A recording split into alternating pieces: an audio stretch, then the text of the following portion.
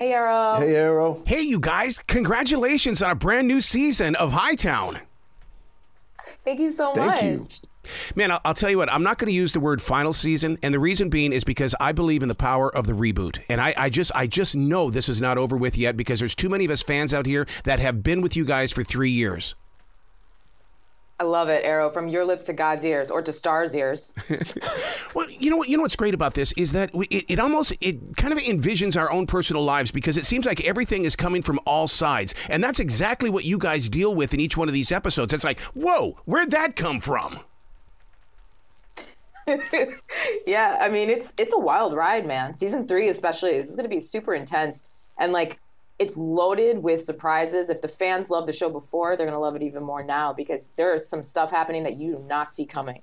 What's really great about Hightown, James, is the fact that the storyline is deep and it's very much in detail, but you guys put a pace to it where we can breathe it in and digest it. Oh, thank you. Yeah, that's what we try to do. I mean, it's a fun show to work on, even though our characters are going through all this trauma and drama. You know, we're laughing on set and we're trying to bring different levels to it. And like Monica said, you know, this is the final season. We did 7 episodes this year. Wow. So the pace has been brought up, and I think it mirrors what's happening in the characters' lives. You know, Monica, with it being 7 episodes, is it like making a long movie? Because I mean, if I were an actor or an actress, I would love to get a part of episodes like this, so I can, you know, be. For season 1, we had a few more, 8 and 10. Be able to stay with the character for that long and develop them and to live with them. It gives us a chance to do our best to breathe real life into them, you know, and do. We fall in love with these characters in some way because we take them home with us. Yeah. And, you know, Rebecca Cutter fell in love with these characters also and write for us and really just kind of the material was meaty. There was always something to grab onto. Does Monica get to take home any Jackie memorabilia? I think Rebecca Cutter stole my leather jacket. You know that cool leather jacket that Jackie has? Yeah. Well, I loved it so much that I went and I bought one myself. Oh. So I do wear Jackie's leather jacket, and I just pretend like I'm Jackie in my house because I miss the show so much. It's so sad, but I love it. Mr. Badge, how do you make being a detective so real? Because I mean, we've seen so many over the years, but you have put your own design and fashion to it. Hey man, I think everybody that you play, you got to remember is a human being first, and obviously in Ray's case, I think he's a very flawed human being. You know, and was it much of a leap, Badge, for you? A little bit. You know, but we're all obsessed with our work, and I think that's the part where I can relate to Ray, you know, because he is obsessed with his job, and unfortunately, he's obsessed with a few other things also. One of the greatest things about Starz and the ability to stream is the fact that I like going back over the episodes to see what I missed, because I know that you guys have got to be dropping Easter eggs all the way through it, and it teaches me as a viewer to play a smarter game while I'm watching them. Yeah, that is smart. I like that strategy. I mean, thank you for rewatching. That's super cool. Maybe I should do that too as we get into season 3. Wow. So Badge, as a member of that live stage, to go to a TV set where you get to have cut, let's do it again, but on that live stage you don't get that opportunity. What was it a culture shock?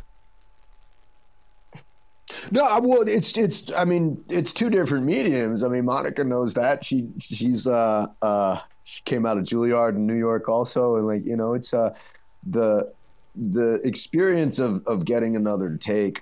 I mean, the key is you got to keep it live. You got to keep it moving and interesting and dynamic. And the death, I think, of acting when you're on camera is when it becomes rote and you're just doing it over and over and over again. Yeah. And so every take, every chance that we get, and like, this is our culture on set, we try to expand it. We try to make it something different. We try to grow it. And, you know, it keeps that little moment of electricity, and hopefully they film it and capture it and it's in focus. And and then if it's not, what we do have, which is different than theater, is you can go again. Yeah. You get another shot at it, you know, and that's pretty cool. Yeah. Coming from an acting family, Badge, I mean, was it an easy journey?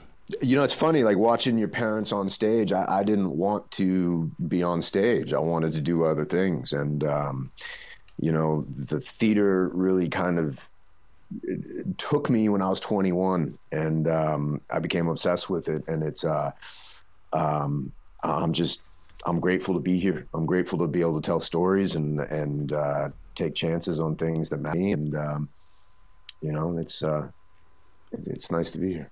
Monica, are you bringing to see some more directing from you? Yeah, man. I'm doing a lot of directing these days. I'm so excited to be able to say that. I'm going to be staying in the Starz family. I'm directing Raising Kanan coming up. I did Power Ghost. I'll do Kanan next month, and then I'm going to be doing Power Force in Chicago, where I get to reunite with Shane Harper, who's on that show, who is on our show. Wow. So I'm very excited to keep working with Lionsgate and Starz and keep honing my directing chops. And I got to direct a couple episodes of Hightown. So that was cool to be in front of and behind the camera at the same time. So much of this story actually feels like it happened. Has it happened?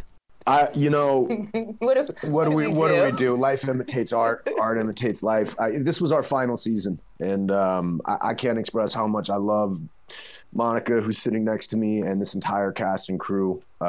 We had a special vibe going on, and a real positive vibe, and we treated everybody with respect, and we also took a lot of risks and expanded the work, and what a wonderful 3 years we had together. Yeah. I'm blessed with the opportunity to talk to a lot of authors of books, and one of the things that I'm always interested in is the mourning of letting that story go. Will you guys mourn the loss of this show, or is it something that you guys will just keep forever inside your heart saying, my God, that was the best of the best? I like the way you say it, yeah. Arrow. Yeah. That was the best of the best. I think, you know, for me, the mourning process comes actually when we're filming it. You start to realize how special these moments are, and that you're not going to get another one. Yeah. And but that's part of storytelling. Every story comes to an end. Every book has a last page. You know, you have to embrace it, move towards it, and you know, and then you hold it in your heart because it's the best of the best. There you go. Well, congratulations on this brand new season of Hightown on Starz. Please come back to this show in any shape you guys are going to be in when it comes to your new projects. Oh, thanks, Right Arrow. on. Thank you. You be brilliant today, okay? All right. You too, Arrow. Have a great day. Take care.